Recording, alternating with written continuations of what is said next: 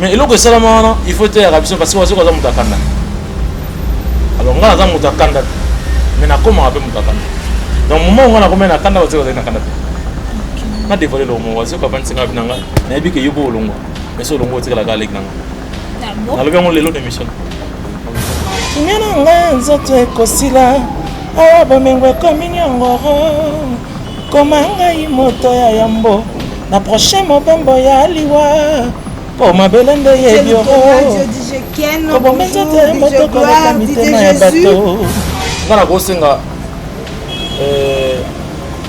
tout pardon dit j'ai pas volé mais j'ai déjà trouvé Félix monstre qui est mon père musicalement tout solo là on a colo bana TVT et on te solo là on a na pause donc tout ça parfaite harmonie tout ça très bien donc de temps en temps, on a vu que ce soit dans les États-Unis, donc on se l'a très bien. Oui, bah, il fallait profiter dans le Congo, dans la Côte d'Ivoire, dans le Togo, dans la South Afrique. Quand on jouait en Afrique du Sud, on ne jouait pas pour les Congolais, on jouait pour les Sud-Africains. Tout petit dans Zambie, c'est les Zambiens qui chantent Malembe, Malembe, Andrada, Bayebi Makambaoye Mbate. Les Togolais, pareil. Tu veux dire Mali. C'est-à-dire, moi, je suis là, Yolo, je suis là, Kofi soit ça là, Afrique de l'Ouest, Afrique de l'Est, Kenya, donc, Black Kitty. Mesdames et messieurs, bonjour. Vous êtes en Chine, je vous salue. Si vous êtes au Japon, bonjour le Japon. À Londres, je salue Londres, l'Angleterre. J'ai reçu des appels la fois passée. Je vous salue, je vous aime beaucoup. Vous êtes en Suisse, bonjour la Suisse. Et si vous êtes à Paris, là où réside mon père, Papa Kingisi Kings, la famille Kingisi, Divin Kingisi, Maman Cathy, je vous salue. Et pourquoi pas ma petite soeur Grace Kingisi. Et bien, si vous êtes en Belgique aussi, bonjour à vous. Je salue tous les internautes. Je vous salue de partout où vous êtes, de l'Afrique du Sud jusqu'en Alaska. Je vous dis bonjour et chers amis, ça fait un bon bout de temps qu'on ne s'est pas vu. Et ben, aujourd'hui, pour votre plaisir, pour votre honneur, je reçois... C'est d'un temps, j'ai une sale habitude de recevoir les artistes musiciens. Et aujourd'hui, je suis avec Mokili Angoliboma. Quand je dis Mokili Angoliboma, vous comprenez directement que c'est Joss Diera. Il est où? Il a disparu. Qu'est-ce qu'il est devenu? Il était en Europe, il paraît, il y a 3 ou 4 ou 5 mois. Il vit toujours à Kino. Il est toujours à Njili. Il répète à Njili. Il ne répète pas ailleurs. Il a des concerts, il livre des concerts ou pas. Il est venu en Angola en mission de service. Il est venu travailler ou pour le cadre des affaires. On ne sait pas et tout. On va le découvrir dans cette émission avec Lisa Queen. Valdi Tambo, mes condoléances, qui a perdu son père. Je vous salue, je vous aime beaucoup. Néanmoins, je ne peux pas commencer cette émission sans pour autant saluer Ben Willy, le Gabonais le seul fantôme qui sourit. Ils avaient le pèse numéro 10 à Luanda. Maman Sidelegui de Chouchou Play, ma star, Wiboni Basangoya, Ibodo. Et bien, si cette émission est produite aujourd'hui, c'est grâce à Patrick Matadi de Union Européenne. On suit la pub avec Héritier Vomadouche Congolais et on se retrouve tout juste après. Ouais, Pana Luanda, Pana Mokili Mobimba, Neme Toebisa Gibino, Espace Visor et Zarara Moko, Eric Voama, chez Héritier Voama, n'a pris à bien, n'a pris à Kitoko. Mais je vais amour en attache congolaise. Tu parles en la bisoté, tu sens en la bisopété. Zambi, você vai avançar, você que levou a matana, eu vou Zambi na vai. Estamos localizados no mercado dos Conlenses, na parte frontal, não é? A nossa loja chama-se Eurico Voama. Nós fazemos prestação de serviços em aparelhos telefônicos. Nós vendemos acessórios de telefone como capas, películas, baterias, visores, auriculares e muito mais. Olha que vai ser só aqui tudo. Ah, na casa, nas congolaises, por exemplo, foi só o telefone. Porque para bater o tag na visão na bina bien de wana. Maison na biso ya ngoyo, chez Héritier Voama. Moko ya batu ya binene na kati na congolaise wenzi ya mwana donc là c'est biso ba rappeler moto zalaka quoi. So ni moso ma visor bien il y a 50 000 net la biso ba iPhone 6 bongo so ma visor iPhone 6, iPhone 10 donc awa des pas voir mais ça normal donc toya awa vraie maison héritier Mvwama mwana mai donc coup de chapeau check awa eza chez héritier Mvwama mwana Mvwama maison yango oyo loge yango oyo oluki visor oluki batterie oluki digital tampa anti-choc nyonso na kati ya loge apa Mvwama donc awa eloko ezangi eza te donc so ozoluka mpenza visor original ozoluka kapa ya original batterie original donc chez héritier Mvwama makambo eza nde koto donc yama base oyo totoce motu na biso na makambo donc c'est bon. Donc l'homme le plus chanté de Congolaise, donc Nyon Césali dans vos CP là. Just Diena, bonjour. Bonjour, Queen. Comment allez-vous? Dieu fait grâce, ça va, tranquille, voilà. En forme. Disparu? Disparu, non, je suis là, en train de travailler, mais plus dans le silence. Des fois, le silence est plus fort que le bruit. Donc, je travaille. Je continue toujours à faire la musique. Donc, voilà, c'est mon métier, c'est un boulot que j'aime beaucoup. Donc, je suis là. Quel genre de musique vous faites? Parce que de la musique elle-même, elle fait du bruit même quand vous voulez garder silence. Avant, Just Diena, il ne parlait toujours pas beaucoup, mais il se faisait sentir, vous voyez. Tout à fait. Et maintenant, Just Diena, silence radio. Non, on ne le sent plus. Non, je ne dirais pas silence radio. Le vrai problème, nous avons des productions scéniques, mais il y a aussi les studios qui nous prend beaucoup de temps. Pour faire un bel album, il faut de la concentration déjà. Donc je me suis concentré pour faire de belles mélodies. Et là comme ça, je commence à me faire voir, donc cela veut dire on est presque fin prêt pour l'album. Donc cela ne m'empêche pas qu'on joue de concert. Il faut dire aussi le temps va vite. Hier c'était moins d'internet, mais aujourd'hui c'est l'internet. Bon, les réseaux sociaux, on se bat avec, donc on essaie de s'adapter pour que ceux-là qui nous suivent puissent être au courant de nos activités. C'est quoi le titre de votre album? Force de caractère. Force de caractère, ça date de longtemps, hein? Ah non. Force de caractère, Force de ça caractère. fait combien de temps depuis? Non, Force de caractère, c'est à peine qu'on vient de changer le titre parce qu'avant c'était Plan B. C'était Plan B. C'était Plan B. Et ce changement, mais je disais mon Plan B à moi. Hein, donc c'était pas forcément Plan B, mais bon. Le public l'ont compris comme ça. Alors pourquoi ces changements de nom? C'est par rapport à mon jeune frère Ibratov qui a aussi, je sais pas, donné le même titre que moi. Donc, oh là là. c'était un peu difficile vu des fois on est affilié dans des structures musicaux comme la Sokoda, SACEM, etc. Donc on m'a conseillé de changer un petit peu. Et pourquoi seulement vous allez changer et pas lui? Mais parce que lui, il a déjà enregistré. Il a déjà enregistré, il a déjà vendu. Donc ça peut arriver, quelqu'un veut, comment dirais-je, voyager sur net pour retrouver Plan B. Il va retrouver combien de Plan B. Donc je suis déjà expert en matière, donc ça serait un peu compliqué. Donc il fallait tout simplement changer pour ne pas polémiquer. Force de caractère, vous avez combien de titres? Alors, moi, au jour d'aujourd'hui, je dirais, je fais allusion à l'ancestral.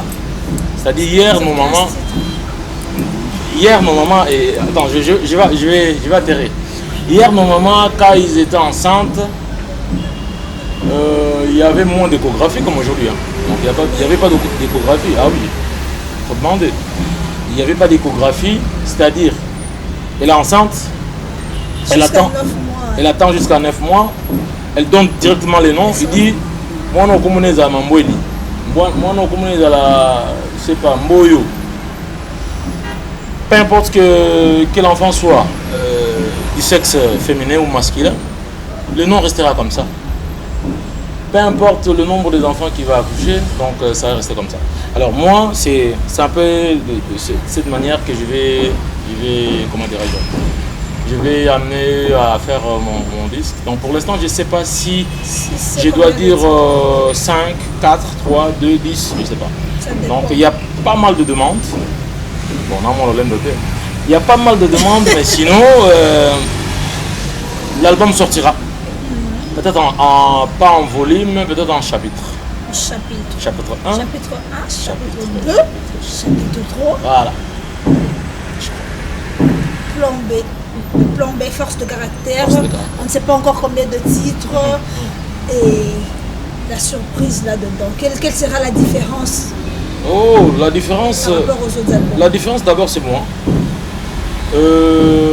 Ça date, hein, donc ça 2011 que l'album Vitrine est sorti. Oui. Depuis 2011 jusqu'à présent. Ah oui. Je reviens dans votre question tout à l'heure. J'étais un peu déboussolé. Pas déboussolé, mais loin de la musique. Non. Dans les affaires. J'étais dans les affaires, oui, mais il y a aussi des circonstances de vie qui sont les miens ou la mienne. Difficile d'étaler à la télé, ça arrive à tout le monde. J'ai perdu pas mal de mes proches, c'est privé. Ça m'a bouleversé. C'était vraiment dur. Il fallait avoir la force de caractère pour continuer ce métier. C'était vraiment difficile. J'ai passé des moments terribles pendant 5 ans. 5 ans. Ah oui. Après la mort de mon papa, c'était bien. Mais 3 ans après, j'ai senti un grand vide. Vraiment un grand vide. Et après, c'était un peu bizarre. 2014, il y a eu beaucoup de départs. J'ai perdu de l'argent, etc. Il y avait pas mal de conflits. Bon, bref, ce sont des choses privées. Mais j'essaie de dire ça en tout ça. Mais c'était vraiment difficile. Je suis fier de moi, je suis fier de mon Dieu. Il faut avoir la tête, il faut avoir la force de survivre. La force de caractère. Donc l'album qui va venir, c'est force de caractère. Il faut avoir cette force pour hausser le ton, pour parler aujourd'hui. Vraiment, c'était... Voilà. Mais sinon, c'est la raison pour laquelle vous avez pris du poids? La paix du cœur. Ou c'est le stress qui vous a donné du poids? Ah non, la paix du cœur. Oui, j'étais stressé à un moment. J'étais stressé, je n'arrivais pas à dormir. Je ne faisais que penser. Après, mes proches, mes amis m'ont dit, mais jusqu'à où? Tozan ayo, papa. Ce sont des choses avec le temps. Peut-être j'aurai cette facilité d'expliquer, mais pour l'instant, ça va. On tient le coup, maintenant, ça va. On tient le coup, ça va. Je vous salue, je sais que vous êtes nombreux à l'émission d'aujourd'hui, ça se passe comme ça. Il est comme ça. C'est la première fois que je le reçois, je pense que ça ne sera pas la dernière. J'aurai à vous offrir son concert, j'irai là-bas, ça sera le 22, le 20 septembre et le 22. Juste dernier, on se produit à Luanda, la Palanque, grâce il y a le producteur le plus frais, Paolo, qui dit le sénateur. Juste dire, na Kinshasa, le pétaro. Na Kinshasa, bon, ils ont répété des mini concerts. Donc, on répétera un mini concert. Na répété ba doit retarder. Ah, ok. Ouais. Pas mieux parce que mon Congo to mesin si batuma be. Répétition à Jackson ba doit retarder. Pourquoi faut kotara ya Jos. Donc les répétitions comment police. Vraiment surtout sur le téléphone mutaboya. Pourquoi kuna bazo gangela nga pe na gangela bat. Alors que ndeto za to sala kala. Ba doit otala bino. Ata faut tes ali mo gangela moto les autres. Donc le monde n'a qui professionnalisme en moi. Alors, on va faire ça la moins fort. Pourquoi tout ça la moins bas moi attends sur le samedi côté boy dimanche côté boy. On a bien un mini répétition. Une chose à payant, une chose à payante. Donc, mais les gars l'ont bien. Donc dimanche na Kitega 147 na Lingwala. On est à chaque dimanche na Kitega 147 na Lingwala. Donc on a Saint-Jean, je vais t'attendre côté qu'on a chaque dimanche. Ceux qui sont à Kin, surtout à Kinité. On a posé l'ipso maximum. En tout cas, répétition malheureusement va être. Et même quand on est à la caméra côté. Avant juste que vous avez Minginjili. Ouais. A changé de. Mais après, non pour dire que Njili les a base nanga. Chango za base nanga, mazara nanga. Mais na ba Njili ba kota répétition là. Ba kota répétition là. Mais sur le moment on a vu ça en activité qui est porte ça au fond moi porte ça payant. Il faut la communication à TV. Donc dimanche va être plutôt dans Lingwala na Kitega 147. Mais plus to bimande libanda trop. Moi matadi, moi mwanda voilà, to bimande trop. Si on est dans ali a kozonga na ngaza ya Brazzaville na Pointe Noire, to aussi Siwana, to Lubumbashi, après Lubumbashi nga na zongi pareil. Comment tu as trouvé l'Angola par rapport à Yabatan? Ouais, Angola ça va, hein. Angola ça va, c'est vrai. Comment 60? Économie, on dit que Angola il y a 2010, avant 2010, on a 2013, en tout cas changement côté. On a pas débélé babimi, mais déjà ça là moi misala ya mingi. Na habité mais moi bangamba rolia, on dirait moi côté na balongola moi ngamba transport balongola ngo. En fait, on a habité, biso le gros là, Congolais américain, il y a qui parle dollar. On a, ouais, biso Congolais américain. Biso na Congo tu lis à dollar. Angola ba boya na mama dollar. Bale ka kwanza na bango, panique ezate. Biso mona do, biso za mama na dollar ezo mona na te. Biso problème na sudo ngwana. Et peut-être comment ba Angolais ba osala po ba na stabilité oyo. Jusque là, on veut le pas kwanza na makasi. Kwanza na makasi. Bon, j'espère que l'obi nango m'a besoin normal parce que dans l'Afrique ils ont les cambo sur les shit économie salami poisonga ça difficile. Biso, je me souviens, papa na biso bazaweb sa biso un likuta valait $1. Sur petit machine on est qui 75 ou 70. Donc biso ba boulene ba bota biso.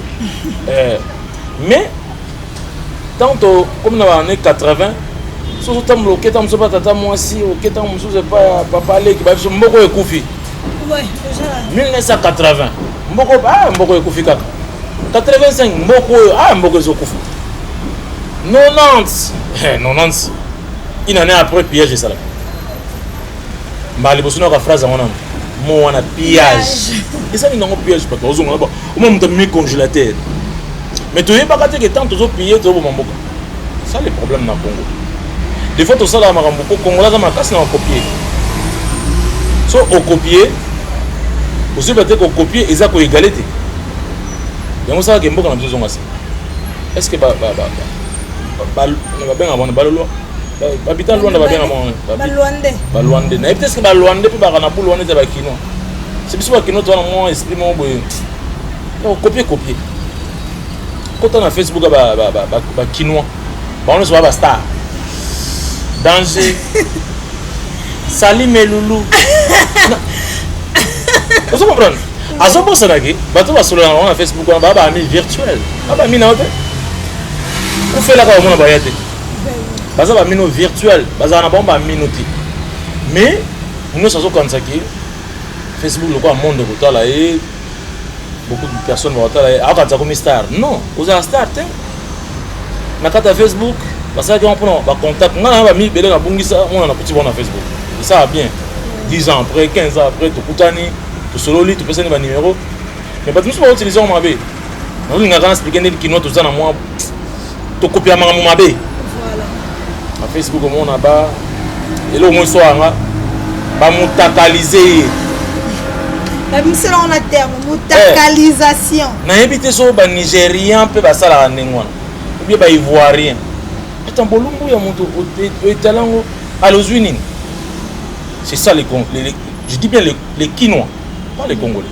parce que batambanda kana été so basala bongo batakisanga na été so basala bongo ba Congo na habité mais na biso ba Quinois comment pena donc moi ndenge moko boye pona ko chiter ngelo bakaki Luanda ça va ça bien et au moni na guerre badnus banyo kwa mate tant guerre ezalaka na mboka au mona batu mususu baolela batu mususu baosepela wana yazo iba pétrole iba diamant na iba yazo teka diamant bia teka pétrole o guerre sala mafubo suma minduki donc tout le monde comme riche donc européen angola za batu mususu bakoi batu mususu bakomba riche. Ah ok, et on a angolais ça va tout ça va quoi Alain Visor a coïté. Alain Visor a coïté. Héritier, vraiment. A coïté. C'est vraiment du congolais, l'homme le plus chanté du congolais. Donc ça veut dire que tant que nous sommes là, les gens nous sommes boss mambote, nous sommes coïté. Donc c'est comme ça la vie. La vie c'est comme ça. Justine, je ne peux pas te recevoir sans pour autant retourner un peu en arrière. Je ne peux pas te recevoir sans pour autant parler de culture à pays vide ou de quartier latin ou de parce que c'est de là où on a découvert qui est Joyce Dieda. Raconte-moi un peu comment s'est passée la rencontre entre Félix Oise quoi. Bon, d'emblée l'histoire est tellement longue. Donc, aussi c'est aussi côté. On a besoin de se permettre. Alors, on a dans la famille qui m'angliste. Papa betaka fanfare, maman dans la chorale, bon, bah koko biso tout donc qui m'angliste. Et biso et bah qui m'angliste déjà ko yemba, obi ka nezaka mo ba chorale, bon. C'est ça que c'est le mot vague et à bouquet tout premier. Mbonda, on peut avec mon salle au cas na tridom musical. Tridom musical on a et na tamo boye na mo mondre ba ya quartier ba linga boto nga orchestre nga. Ngamo na longwe. Na orchestre nga. Na longwe na sali super harmonie. Na super harmonie to beti mais bo répéter pour moi papa biso akoti to panzani donc alinga maman. Biso na kinto ali donc za pena ke nzambiame umpuluza Mopilampa, vous comprenez? Donc, le sambo.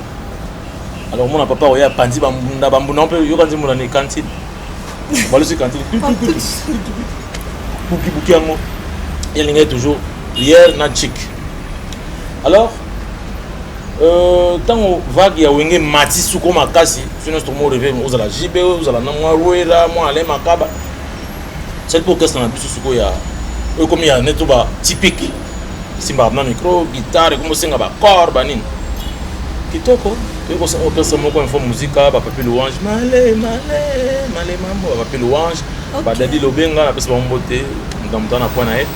Ba belgo le noir, fondé et comme nous na lela comme mbila. Tout ça les mouvements wana, ezaki très bien. Angeli. Quartier 7. Maintenant na mi mo bona baba na biso na 9. Comme on a eu pichubola. Nazana et tout ça na ya ngola siko. Donc bato ba oya le 20 pour on a pichubola. Tout ça na ya wana yende mutamanga pa waziko. Alors même nga neni ye atanga en internat na Congo central ba Congo à l'époque. Biso ba père soit linga toujours tout temps avant chic ndeza la ya normal. Ye eza mon esprit américain chic na basket. Mais sans eux bazo mbalo moi kofi. Yo mba bien ya ngama musique et ça dit que mon mususu ndenge za internat ici li congé no kwa zonga ibisa nga doa côté pa waziko. Biso tout le monde a waziko na TV. Je moi mbalo kwa kofi ça le bon mon Instagram. Ya wetina bokonzi na yo yawa tolembi bi pala satana utada mona hevaza kobebisa mokilo yo yawe sukisa ye siko amavant surprise masa so zo maneti linga aye nalangwete talingi yo bolingo donc on sentir que Kofi siko yemba lokwa Kofi akoti pa azeko biso kutu ne ba artiste ya yemba kanati yemba baba biso ba artiste to comment yemba déjà donc okota nedi donc okota teli kama ondo même ko biso tala azeko na TV to sepela na info to kota pa na yemba okota neni bo okuta na moi complexe moi ezalaki na masa zo apprendre ngako place biso to sepela na moto ngo ya koti avant on a ya fona mémoire phrase na na bien ngabo kasa na terre na bakisi te ya na bakisi te ya ka tellement chaki mama mina c'est bon pesa une adresse na oya na ya na matete pour natanga déjà na matete na Afrika ta déjà matete donc naza moi na matete et ça li que na ye na venu bantandu na forum pas bien absolument joli mongo na komi wana na sali test tant na sali test nanga derrière na biso c'est loin avec micro extraterrestre yoka comme moto micro extraterrestre mama koko tanga ite esina sui banguna na ina na libongo na yo bakomi koka na ngai bazeli na bota mate bazali na mbongo ya kosomba liwa kasi bazangi basose ya kozela zongo ebanda ya ye teste na sara na nzembo titre nango eza verbe nayebi kitoko banda ndenge ezalaka kaka oyembi ezela ekomi na je crois 18h30 baza korepete na mwa bakaze kaka ndenge ezalaka nde tovandi kaka boporte efongwami tio mwa bogar monstre tio mwa bogar akota alata varese ya brésil na biso on a liquide moni Bon, on a jaune, on a liquide. Jaune d'œuf. Jaune d'œuf. Tu dis, on a la TV. Donc, moi, ma colo est bougé. Mais c'est pas de la moto, tout le monde m'a ramené bien, ouais. J'ai un artiste, moi, au salaire. Ça les teste. Pas payer qui gagne. La télé, mais ça va, ma vie, ça va peut-être. L'équipe bien. Le président, bon, il y a un ok, bon. On a eu qui pour y aller lobby. Eh, maman, bébé. Tant que vous avez lobby, lobby en haut. Je crois que la peur au ventre. Les bons les kinga. Pourquoi moi classe en haut zali, on sali lettre, c'est dans le téléphone. Il y a un téléphone est bon. Le téléphone est ça mais téléphone ne connaît pas la plan. On doit aller au bout. On a c'est la minenne et ton téléphone. Ça dit au télécell. Comme celle, tout ça. Donc on a besoin de massola ba 95, 96. C'est lettre on a petit camarade on a pichubola. OK, on peut pas zone selinga et tout. Comme quoi bah aux la semaine prochaine na ya. Alors ça li kinaye. Je en haut tant oiseau voyez azaki na comment on appelle avec un instrument bala mon bazo quatre instruments. Alors on a profiter peu d'un instrument na yembi. On a yembi ba bien ça me panzani. Bazo ka chanter mon petit mandana. Ali mbongo osaka na te. Na yembi banzembo ebisu nzembo nini na banzembo ba musu na yembaka. L'équipe bien to bandi pe musala. À l'époque c'est le groupe Félix Oisier quoi. Donc on a pas passé comme culture. On a culture donc on a un deuxième album Pauvre mais voilà. Okay. Je travaille pauvrement, malin, petit, je travaille bonjour messieurs, 97, Kabila Koti. Il y a qui prévu tout qu'il n'a pas tout. Mais Kabila Koti, bon que Koti n'est pas Kota Giwana, on peut avoir zonga souki nezate donc fallait vraiment poser là. Donc il n'a pas tout dans 2000. Donc comme il n'a pas tout, on était au sala siko. Déjà avant on a tout ça qui on a bonjour, mais c'est un des combats culturels. Okay. Voilà. Tu as l'album mon sponsor, et c'est là qui prend à peu près. Après sponsor, tu as une photo pour l'album signature. Et puis donc, là la où rencontre avec Ozeko, c'était grâce à ton ami? Grâce à mon ami Pichouboula. Ok. Just période Boko Bimaki révélation de l'année. Merci. Grâce à Ninayo, vocal Nayo les gens ont eu à te comparer même dans la période où on a déjà cité les périodes de gloire. Parce que le succès est grave. Ah oui. Tu es allé une émission dans l'équipe. Mais aujourd'hui, on remarque qu'un Just Dien a un peu très doux par rapport à l'époque. Oui, bon. On va dire que c'était quoi? À l'époque, c'était avec un succès. Non, l'époque, on a commencé à rendre. Parce que je te dire une chose, on a besoin d'être l'équipe. Si il y a un réseau social, besoin de ressortir 2 semaines. Non, le problème c'est quoi? Parce que tu comprends, quand on dit dans l'équipe, c'est comme si tu insultes. Tu n'insultes pas. C'est pas insulter, faire. Quand je dis dans l'équipe, c'est pas que faire comme ma paix, non. Peut-être je me donne l'équipe. Non, je crois que ceux qui ont dit que le roi Bétas n'est pas bon. Dans mon niveau, je vais Yanam. Kingandi, Yanam. Tout ça, non. Je suis prêt jusqu'à aujourd'hui. Je suis prêt jusqu'à aujourd'hui. Et ça pour insulter. Tokoli, faire un abana, un abana. Donc je ne peux pas me permettre dans les gars à la télé d'insulter. Non, ça c'est pas moi. Mais pour le Kolobanga, oui. Je me sens capable de CPL Sabatou Néna Bayogue la télé. Ça n'engage que moi. C'est pas pour diminuer des renards. Non, c'est pas ça. Alors, et là on a des détails en moqué. Tant que la guerre on a c'est là que bimisi to bimisi. Alors il fallait déclencher quelque chose pour ne pas comprendre que on a guéri bazar. Tu vois, c'était en fait ça. Nous allons dénigrer notre culture. Sérieux. Non? Si quoi c'est chef de bataillon. Tony Blair. Que non tu là que tu nganda les gars na télé. Alors non, on a un mouvement mais ah bon? OK. Bon bino temps il y a le mouvement mais bino bossa nini. Wanga otino. Oh non, ah, d'accord. Marus Mounga, ça micro. Tant, vous comprenez? Eh, on a quitté pour nous finir, mais relaxer non, vous êtes formidable, j'ose dire. Tony Blair, chef du gouvernement, blague. Parce que sinon, le chef du gouvernement, il y a 4. Zagi, Alain Pela, Dicap, Nagola. Donc, Nangai, 4e. Donc, pour dire que ils avaient vraiment polémique qui nous allait. Nga nazo sepelation na ba polémique qui wana te ba genre que yo na pesa na exemple on a luka comme on a luka ba problème comme mais c'est ni ko ça la Congo Fali ba yo Fali yo lote yo Fali yo kantini yo kantani ti national temps on a dit tokoli Fali asamsana joli azana bana je crois que na évité tant que moi on a fallu dans moins de 10 ans moi on a fallu là qu'on a 15 ans on a quoi l'internet d'autres là que tata oyo a fini tata abiso to gagner nini dans tout ça tout me va changer son musique et kufa pour to finir ensuite bien tout me comment changer pour sur moi a capella mo bilango libomo bana njili ba olanga ah mo kina mama le monde est fou le monde est fou Joli li batombo bonnet comme ma Roberto na Gise bolse ah mon kilangoli mama le monde est fou et si kamota boki bile basusu balali nzala mingi kaka motonde mota ba moninga na moto ali na sobo moninga na moto te commandé voilà sobo moninga na moto just dit à un moment au moment qui Félix Ouzé quoi. Tu es ça vivant?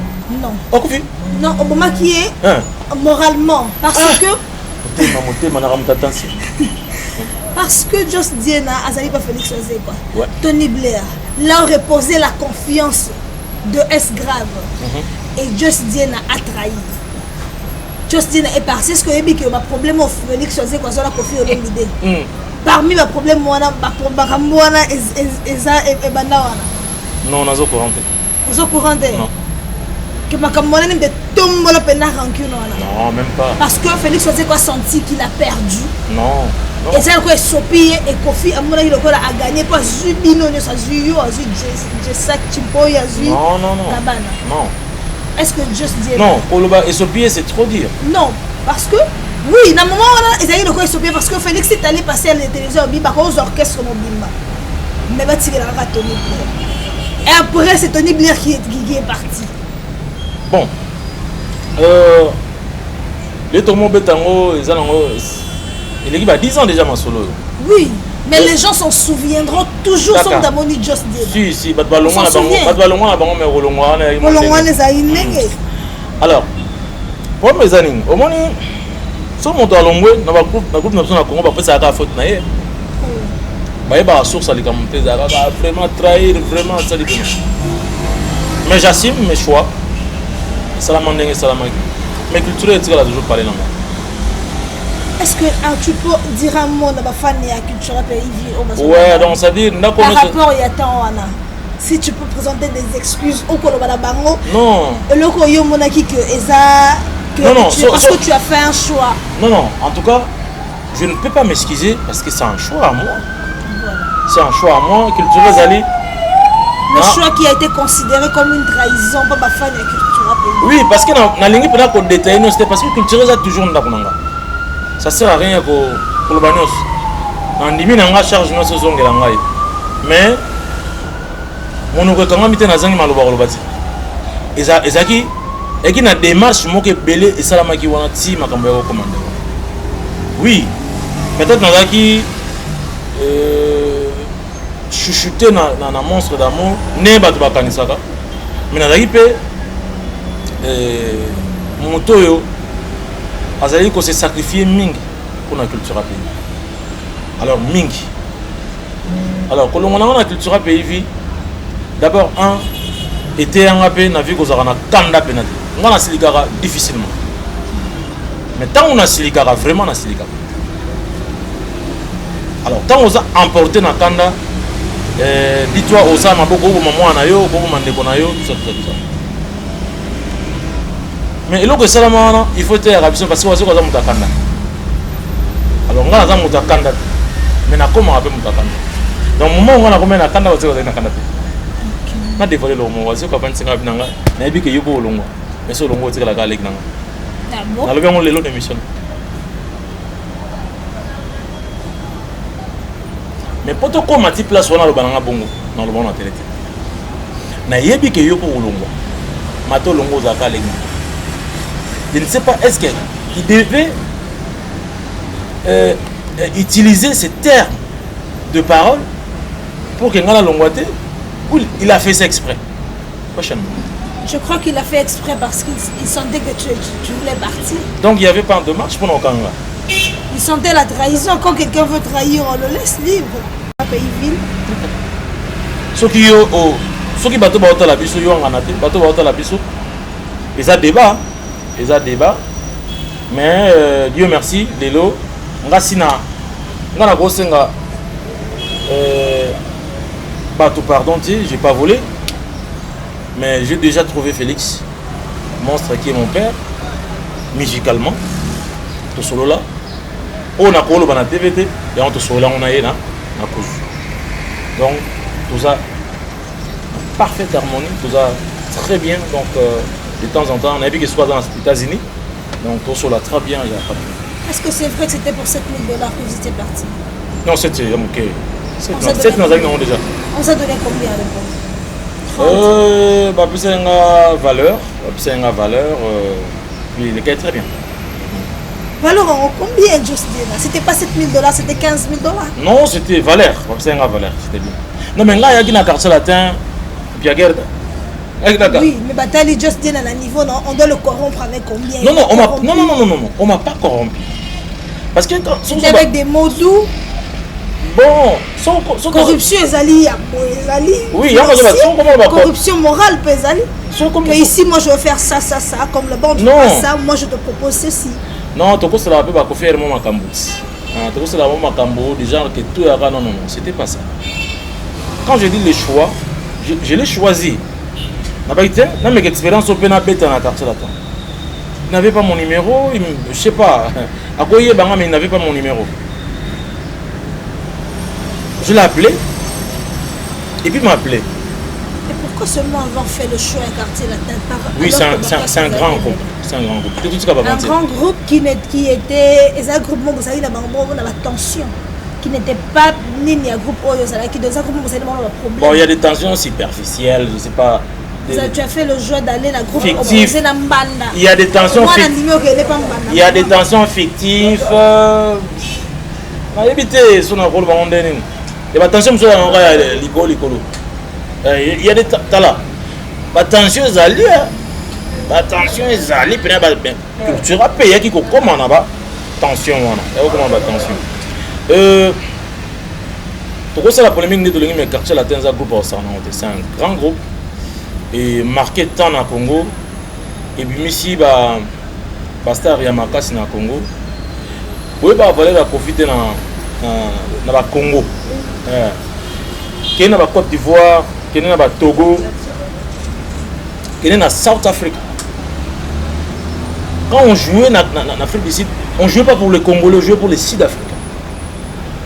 En Zambie, c'est les Zambiens qui chantent Malembe, Malembe, Andrada. Les Togolais, pareil.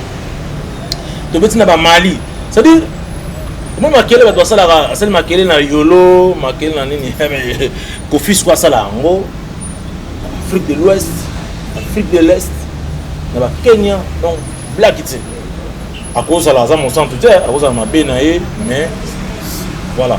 Et quand je dis quartier latin c'est un grand groupe, je suis dans le côté quartier latin na kutaki Montana Kamenga na kuti chez Lamputu Suzuki Gibson to komi na aéroport il y a Kenya.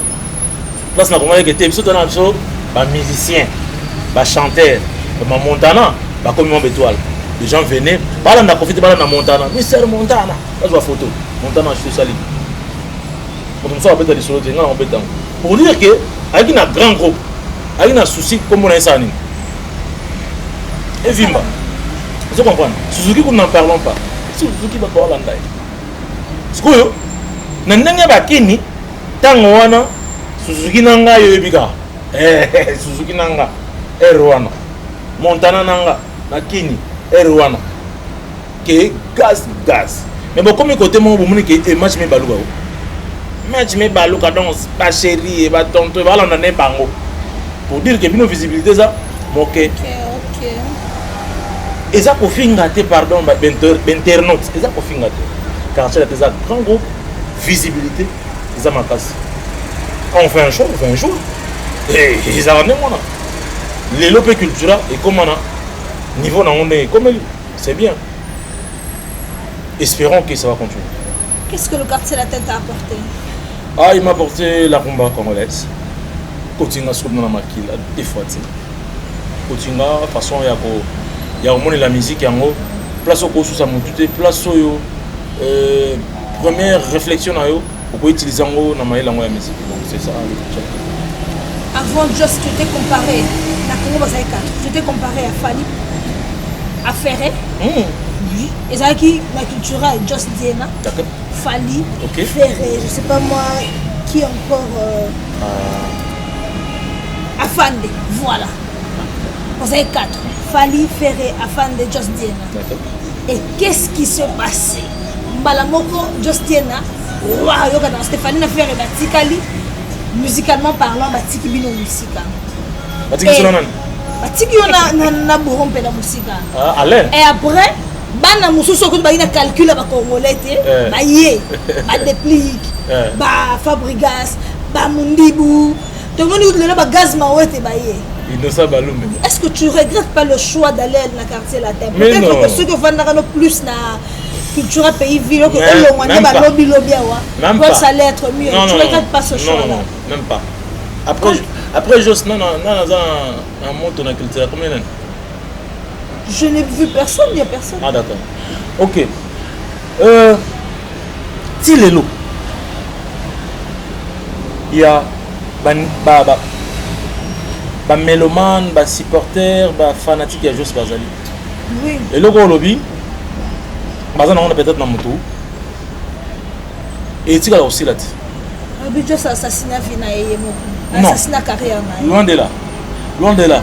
Comme Nanazali, Nazana Makele, Nazaro Salakalati. J'ai fait des productions. Vous croyez que Paolo Tudou la Bensinga pour Innocent Balou Mazo Beta Olegama? On sait Bembani Okati. Donc, son Nazé Bembani Okati, cela veut dire Naza toujours. Ce qui est bien. Natamo Boé, Ezalara, t'as un gloire et un moto. Puis tout ça là, naturel. Tamo za gloire à moto. Tamo mon avait et bien tous en Congo, on a besoin de la réalité à Congo. Je sais pas si tu viens au Congo ou si tu vas venir, je sais pas. Moi on a Congo tout ça à marquer les wana. Pourquoi c'est l'église Zaïgo ezate. Aux albums Zaïgo Mikolo. Nanu et tout Miami même 5 jours. Pourquoi c'est l'église Zaïgo là ngala. Ils font moins de bruit. Ngas qu'on a le roi Zaïgo. Fali na yo ayebike. Jo ça. Peu importe soit Saline Nabigé. Garçon Azali. Faire Nayo. Abigé garçon Azali. Comme si on y ce sont des artistes congolais. D'accord. Abigé. Noko Wanaza. Bazana ndenge ba osala mamango. Ngapina na ndonsa. Opportunité au bande ko bazana ngo. Peut-être ngana na ngo. Non, le Congo ndenge na malé. Non. Déjà na Congo to kabana producteur ça ça. Na Congo to pesa na apena pop que kopo na mona pesa on a pesa monter ça c'est déjà la nature na so congolais. Alors le coup là tu as un problème tous les lata mais tu agis ça te ngasi ko na linga lelate na agisaka na agisaka rendez-vous au Blaise Bololbat rendez kita na kitata to comme batata to comme batata batu mususu mona osala succès mais on aura juste pour une dizaine d'années, après c'est bon ici là. Après au Lego le roi vitesse à train. T'inquiète frère. Ils ont des artistes qui sont en train de comment monsieur au déranger. Bah ça succès au Lego bah ouais là. Ah oui, pas allé. Succès, pas ça blé là. Donc bah l'équipe bah masse monsieur mon avoir ça c'est au banc de la carte. Et puis bah non aussi. Banc de. Monsieur il y a tricher. Hein, attention dans les mots. Et karaté. Parce que tout ça genre il y a stabilité. Ça veut dire les lorsqu'on qui vitrine on s'épelle surtout on voit force de caractère mais non aux en réel au moment juste disco ouais au benanga. Qu'est-ce que tu promets à tes fans? nazo promettre bango biloko ya kitoko biloko oyo elambami ya solo nazo promettre bino bandeko botalanga disque ya kitoko mélodie ya bien baphrase ya solo baphrase oyo ezalaka ekobongisa libala baphrase oyo te ezalaka ekopanza libala ya banzembo ekopanza mabala boyoka baphrase ya kitoko donc bana Paris Elvis Sugar na Bella l'intouchable Edo Muzamba ya Bonaye Kombima Nikindanga Niki 7 Rita Zango Mami Tanya Tanya Mami Rita Zango Nene Mabaya donc Nisha Banzola Baser Nanga ya Paris Baser Nanga ya Bruxelles na Rosa Menosti Amina de Versas de Versace Amina disque zobi makala mingi disque zobi makala mingi te bo sepela makasi bomona ki ya mukolo aleki bango te me bomona ki kolo musala asali musala na ye na pito kenda chori appelle orange kolo musala asali musala na ye donc notre saut de chuter déjà nous sommes arrivés à la fin. Voilà donc je te posais une toute dernière question de Christine. Tout le monde a quartier la terre chaque fois fait ta 30e anniversaire, 20e ou je sais pas quoi. Mais culturel, jamais tu as que vous faites un anniversaire culturel pays. Il y a le cas ancien, il y a moko, il y a culturel. Est-ce que un jour ça te tente qu'un jour, vous savez, vous se retrouvez bien sur les camarades nayo, mais moi la majorité, vous savez, pour faire revivre l'histoire un bon moment. Bon, nous avons juste dit dans la peau du monstre. Déjà un mot. Dans la peau du monstre. Du monstre, ouais. Ah, dans la peau de Félix Ozekwa. Bonjour Ozekwa. Monstre d'amour qui est aux États-Unis. Donc, on est dans la publicité. Surtout quand on a concert les Alatés. Ils seront invités, tes amis? Vicky Nasdaq, Pichubola, Stanforilo, Chéribé. Je crois qu'on a papa en sera de la partie. On a Obe Banakini, comme basse. Pascal, les appelants équipement Makas, pas de boire la Makas, non, c'est la type. Posez la image. Ouais, alors, pendant au lobby à anniversaire, à culturel. Bon, tourner changeons au combo. Les problèmes, Félix Oisé quoi, à sa TJ, donc il ne fait pas. Voilà. Et ça, c'est qu'à boire, mais avoir une conviction. Religieuse et permettra de la fêter. Donc ne faites pas tout le changement comme moment. Et ça c'est que il y a quand même la conviction dans une des ça. Tout le moment comme moment bouillé surtout comme moi et puis on va faire quelque chose. Nous sommes arrivés à la fin de l'émission. Merci d'avoir donné les couleurs à notre émission. Le plaisir est partagé. Merci. Un petit mot de salutation. Ouais, donc je crois que je peux profiter de donner le numéro. Il n'y a pas de problème, voilà. Le numéro de Joss dit là. Voilà, donc Bogo Benganga, d'abord il pas Queen Lisa. So bo juillet Bogo Benganga na 947 00244 947 092 241. Na Bogo Benganga na numéro là donc 00244 947 092 241. Voilà Bozunga.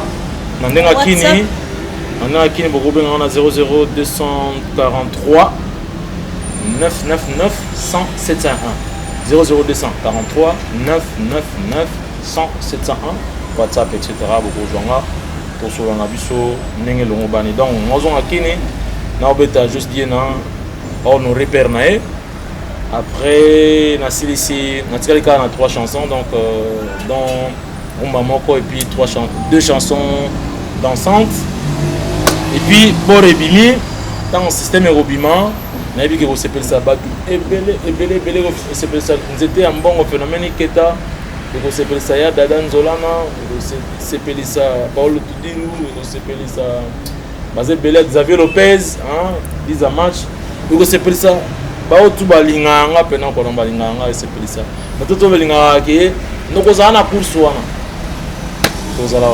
Ok, mesdames et messieurs, nous sommes arrivés à la fin de l'émission. Merci à Joss Diena d'avoir accepté. Je salue Sandro Mangolo de la part du réalisateur de Chris Nimi.